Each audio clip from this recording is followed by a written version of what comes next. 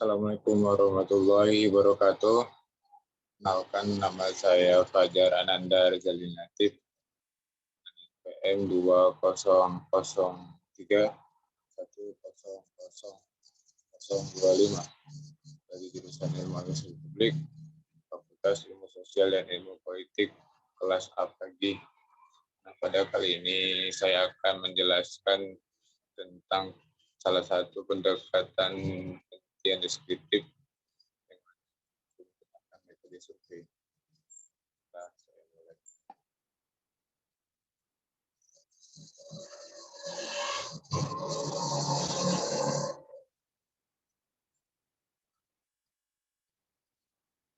Kemajuan ilmu dan pengetahuan yang sedemikian cepat merupakan hasil dari kegiatan penelitian yang banyak dilakukan, sehingga menimbulkan berbagai ilmu dan teori baru. Penelitian memiliki kedudukan yang fundamental dalam perkembangan bidang ilmu. Berbagai permasalahan dapat dipecahkan, serta adanya berbagai teori dan ciptaan baru yang menjadi langkah awal dari suatu perubahan atau perkembangan dari ilmu pengetahuan.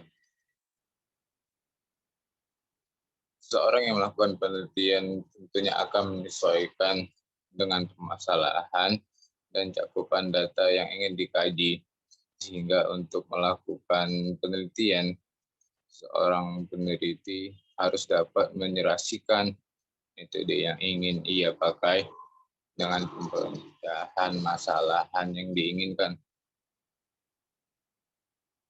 Salah satu penelitian yang sering digunakan dalam mode penelitian deskriptif. Penelitian deskriptif secara umum digunakan untuk menggambarkan fenomena-fenomena tanpa mendeteksi, sehingga variabel-variabel yang berkaitan tidak berbeda atau ala kadarnya seperti kegiatan di luar penelitian. Dalam bidang pendidikan, penelitian deskriptif digunakan untuk menggambarkan fenomena-fenomena yang berkaitan dengan kegiatan pendidikan, pembelajaran, dan segala implementasi kebijakan di bidang pendidikan. Salah satu metode penelitian deskriptif adalah metode survei. Penelitian survei dilakukan dengan cara menghimpun data secara luas dari suatu populasi atau sampel. Metode survei telah banyak digunakan di seluruh bidang ilmu, terutama pada bidang sosial.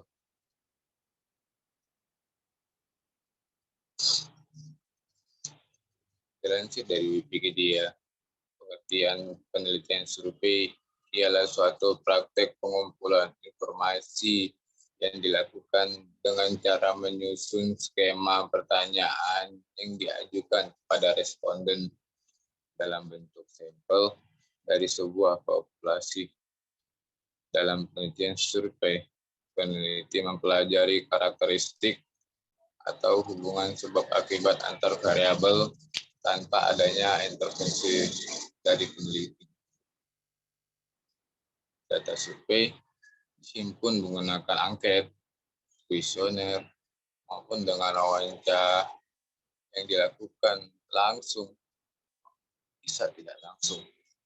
Hasil dari penelitian survei dapat diuji menggunakan uji korelasi antar variabel, dan kemudian peneliti dapat melakukan penilaian, interpretasi data, serta mengkaji dengan teori. Data biasanya diperoleh melalui penerapan prosedur standar untuk memastikan bahwa setiap responden bisa menjawab pertanyaan yang diberikan tanpa adanya kesulitan dan paksaan. Prosesnya melibatkan meminta informasi kepada orang-orang melalui kuesioner yang dilakukan secara langsung dan tidak langsung.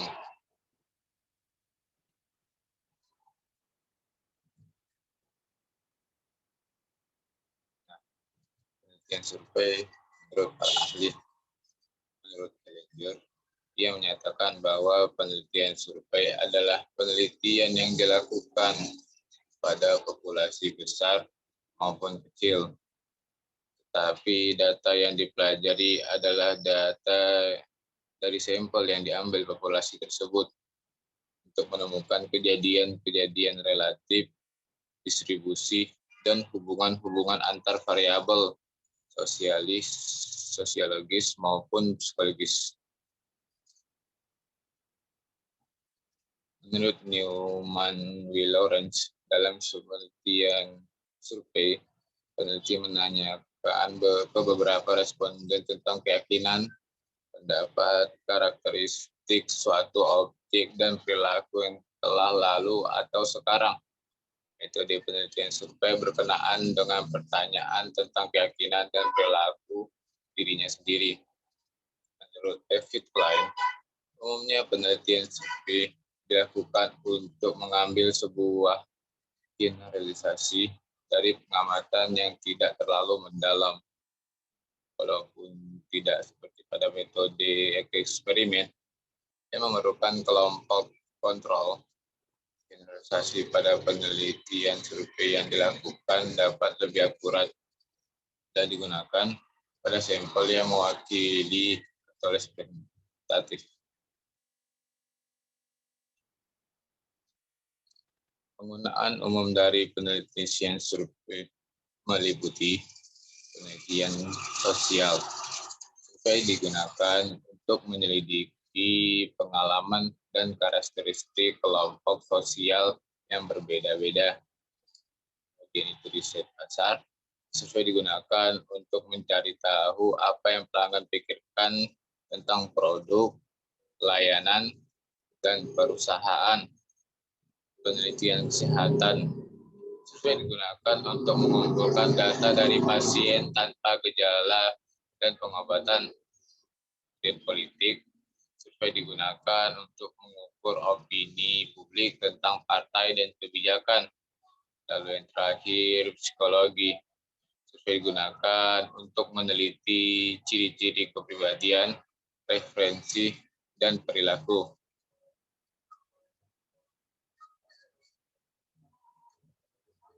Karakteristik ilmiah penelitian survei.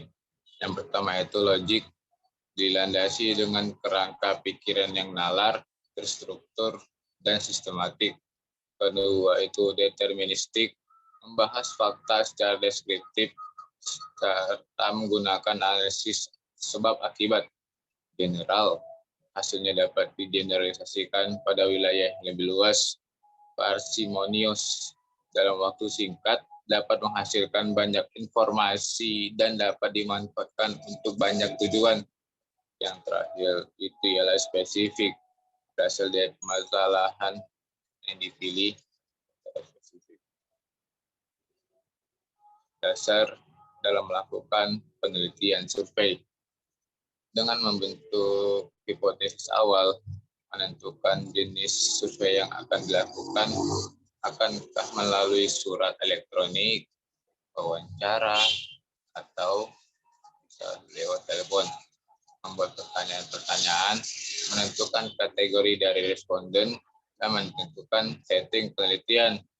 Kedua, menentukan cara yang ingin digunakan untuk merekam data dan melakukan pengujian awal terhadap perangkat survei.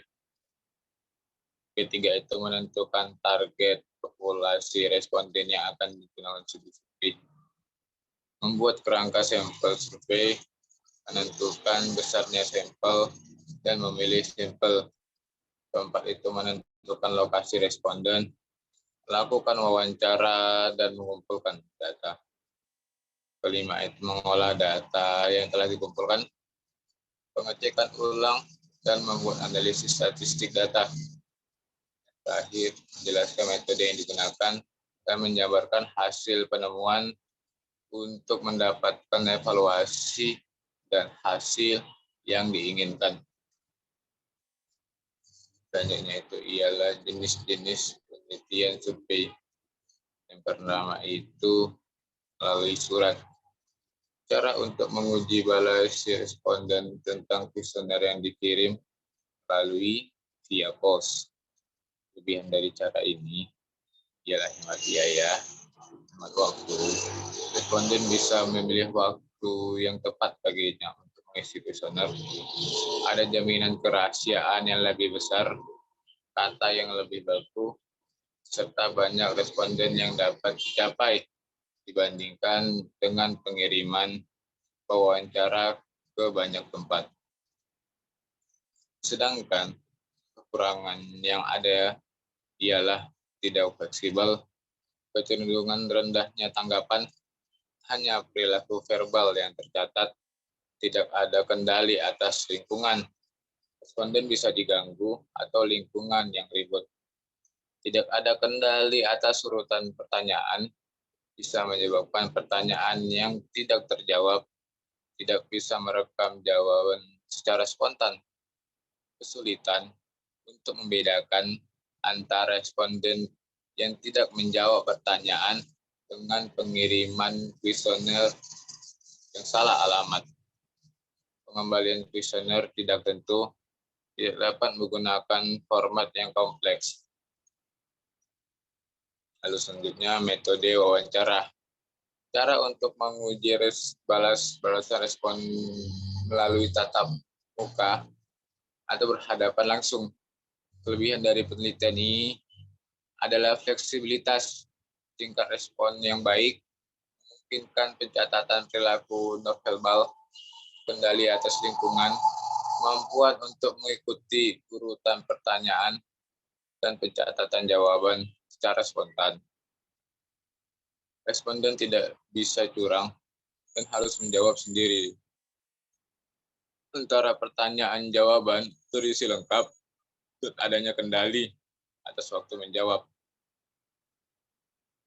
Sedangkan adapun kelemahan-kelemahan yang ada ialah biaya yang mahal, membutuhkan waktu yang sedikit.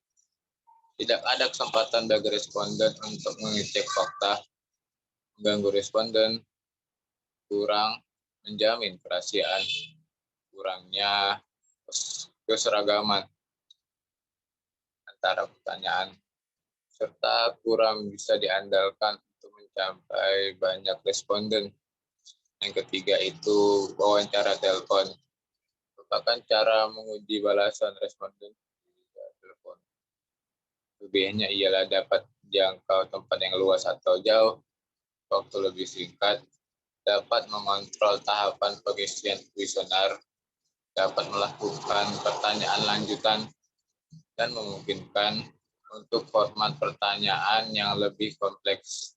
Sedangkan adapun kelemahan atau kekurangan yang ada ialah biaya yang tinggi, durasi wawancara terbatas, sulit bagi responden yang tidak memiliki telepon, sulit untuk pertanyaan terbuka, membutuhkan bantuan visual, serta hanya dapat mencatat hal-hal tertentu dari latar belakang suara atau intonasi suara. Selanjutnya itu adalah hal yang perlu dihindari dalam penelitian survei. Yang pertama, hindari penggunaan singkatan. Hindari pertanyaan-pertanyaan yang membingungkan dan pertanyaan yang kabur. Dari bahasa yang emosional, dari pertanyaan yang dalam satu kalimat terdapat dua pertanyaan sekaligus. Hindari pertanyaan yang di luar kemampuan responden untuk menjawabnya. Hindari pertanyaan yang dimulai dengan premis yang salah. Hindari pertanyaan bodoh. Hindari komunikasi yang buruk terhadap responden. Hindari prasangka buruk dari responden.